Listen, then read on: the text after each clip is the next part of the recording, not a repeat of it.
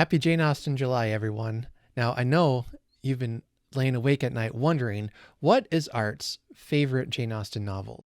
Well, I'm about to answer that for you. Stay tuned.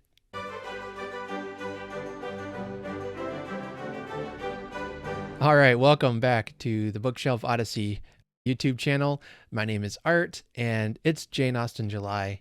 I've had a bit of a slow start to it, but as I just got back from vacation, and then my dad came for a visit and stayed longer, and all it was a whole thing. But anyway, I had some fun family time, and now I'm ready to really dive in to reading the Jane Austen July challenges.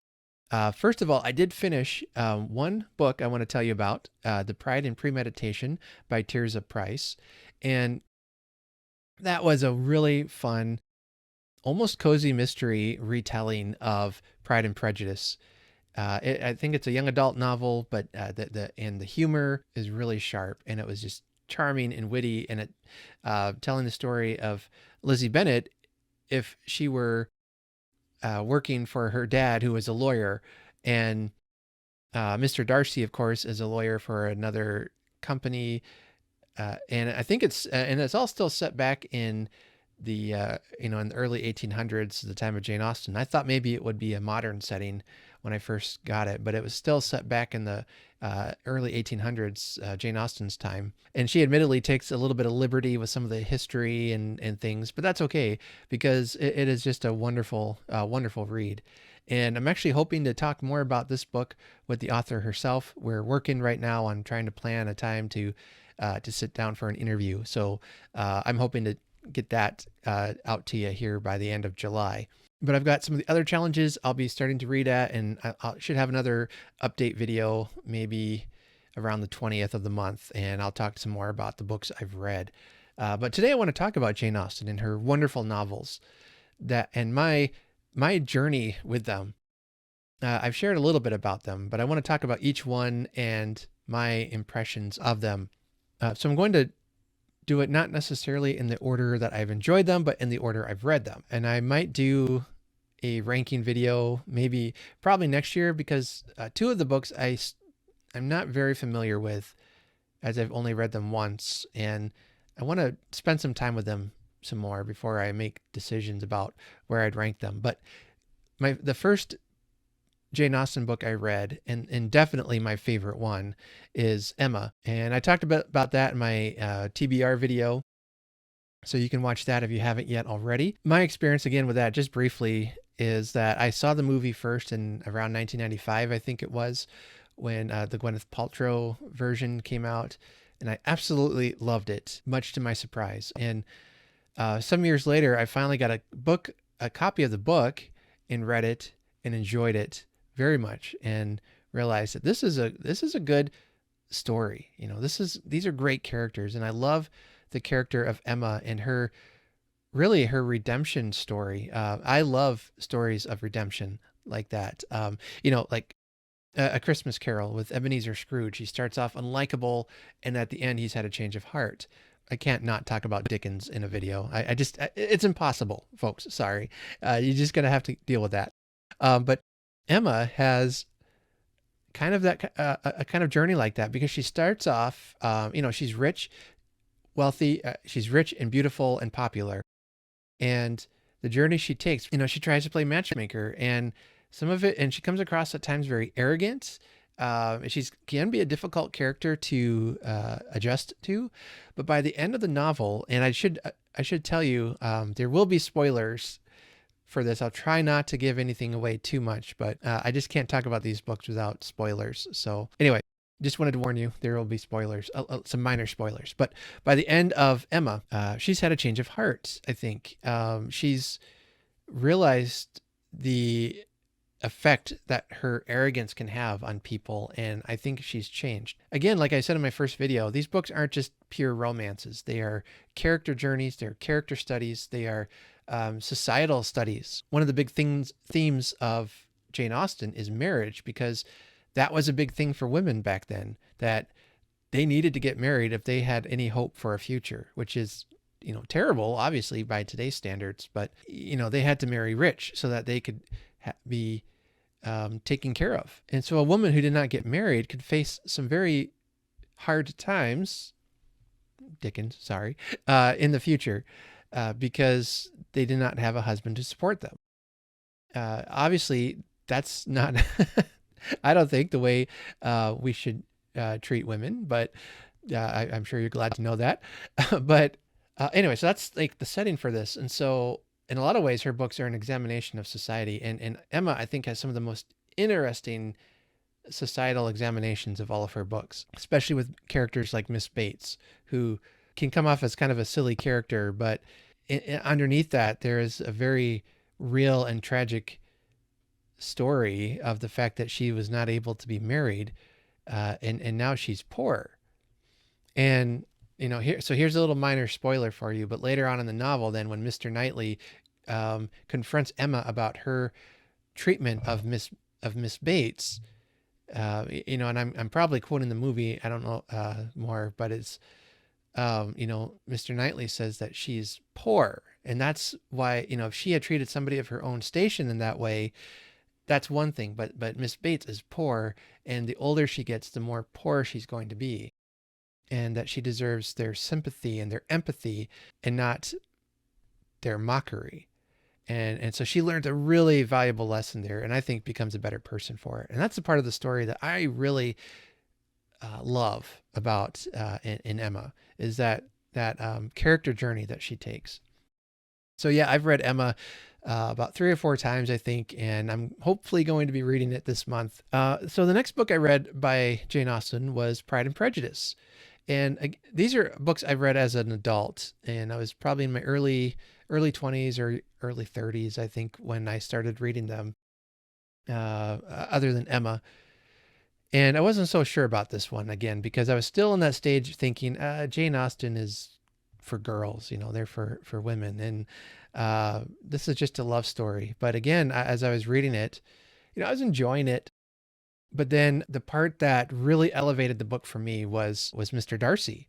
Again, so minor spoiler, but towards the midpoint end of the novel, where Mr. Darcy acts in behalf of Lizzie Bennet and her family for reasons that because of Wickham and what he did to their family, I was just blown away by his sacrifice, his the words that he said to Lizzie earlier in the novel. He puts them to work, and so then Mr. Darcy goes above and beyond what it takes to protect the Bennets in their name. And I thought that was such a wonderful act of love on his part that really put his words into action. And by the end of the novel, I thought, wow, I completely misunderstood not only the point of this novel, but I completely misunderstood Mr. Darcy, because I hadn't seen any movie version or anything like that of Pride and Prejudice. So my first experience with that story was the book, and I'd heard about Mr. Darcy being, a cold and unfeeling kind of character, and I kept thinking, why would anyone find that kind of a person attractive?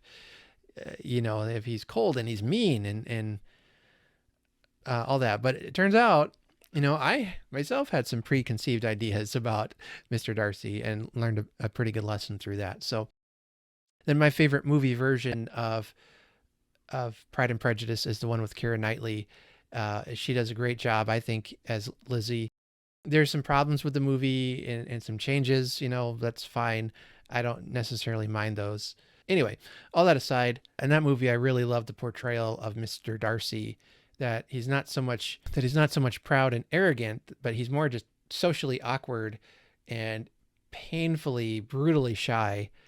And I like that interpretation of Mr. Darcy, because that was kind of my first impressions of his character by the time I finished reading the novel. And so I felt like that movie really honed in on some of the takeaways I had from the book. But I really enjoyed the Keira Knightley version of Pride and Prejudice. Next up is Persuasion. This story had an interesting journey with me. I think this was actually the second Jane Austen novel I tried reading, and I just couldn't get into it. And a lot of it was the style. So it was one of those things where I needed to give myself time to grow as a reader. And then I picked it up again a couple years ago and had a much more enjoyable time reading it. So I would probably say this story is in my top three. And this tells the story of two people who were in love and going to be married, and their family persuaded her to break up the engagement. And then they meet again, what was it, 8-10 years later? And, sure, she was only in her probably mid-20s, late 20s, but she's considered an old maid already. That's awful. The whole story of Captain Wentworth and Anne it's just a wonderful, wonderful story. And I'm looking forward to the new movie version that's coming out about the middle of July. I'm going to watch that for Jane Austen July. And I'll let you know what I think when I see it. And I think Persuasion is probably one of her more romantic novels. But there's, again, more than just romance to it. It's another great character study. It's a great insight into the fact that your words have power and can influence people. So use them carefully and use them rightly, and make sure you are listening to that which is true. They convinced Anne to break up with Wentworth, and she probably shouldn't have.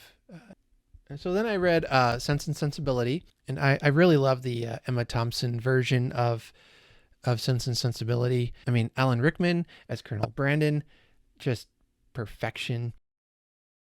Just a great film overall, and a very strong cast of supporting characters. And in fact, it took me a long time to read the book because I loved the movie so much. I didn't want to read the book and have the movie experience spoiled. This book isn't as good as the movie was. Well, I know that's a very odd take on this. So yeah, I read it. I enjoyed it. I read it along with a podcast that was doing an in-depth read along with it. Something I did similar with Great Expectations.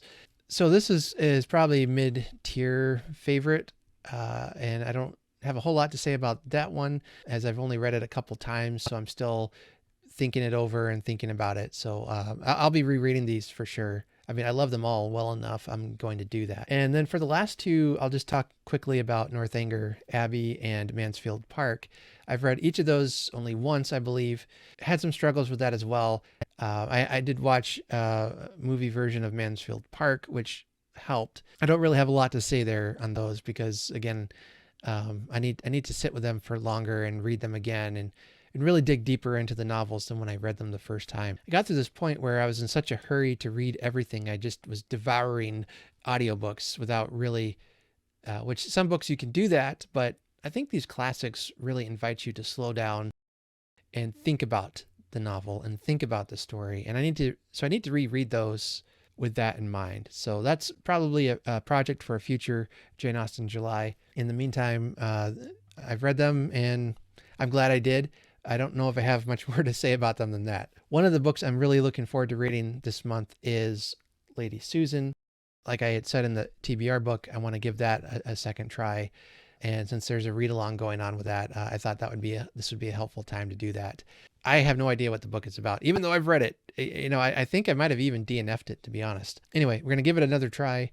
We're going to slow down, dig deep into it, and see what I can make of it. So I'll probably have a wrap-up video for that story near the end of the month. So that's my tumultuous history with Jane Austen. Of course, she has inspired some great movies, some great modern adaptations. I love Clueless. I love the Lizzie Bennet Diaries. Those are Emma approves, some modern adaptations that I think are worth watching. Although now that I'm doing the math on the year, I don't know if I would call Clueless a modern adaptation anymore since that movie came out 20 years ago, something like that. It was a while ago. So there's that. Just another way I'm feeling older as the days go on. All right. So let me know in the comments what your favorite Jane Austen book is.